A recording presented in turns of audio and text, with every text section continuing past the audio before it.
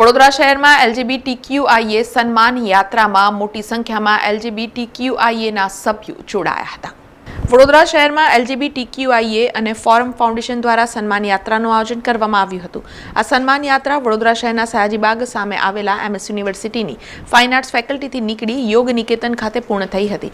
આ એલજીબીટીક્યુઆઈએ અને forum foundation સન્માન યાત્રામાં મોટી સંખ્યામાં એલજીબીટીક્યુઆઈએના સભ્યો સહિત અન્ય લોકોએ હાજરી આપી હતી। જો આજે છે તો અહીંયા એક સન્માન યાત્રા નીકળવાની છે એલજીબીટી કમ્યુનિટીની અને કેમ કે હજુ અમને અમારા બધા હક મળ્યા નથી।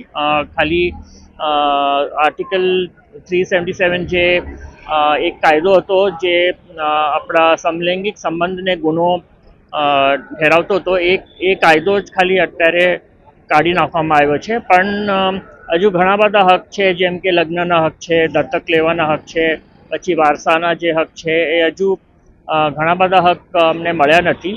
એટલે આ યાત્રા એટલા માટે છે કે અમારું અસ્તિત્વ બતાવવા માંગીએ છીએ સમાજમાં કે અમારા જેવા લોકો પણ આ સમાજમાં રહે છે અને ભારતનું જે બંધારણ છે, ઇન્ડિયન કોન્સ્ટિટ્યુશન છે, એમાં દરેક ભારતના નાગરિકને ઇક્વલ રાઇટ્સ આપ્યા છે, બધાને હક સમાંતર હક આપ્યા છે।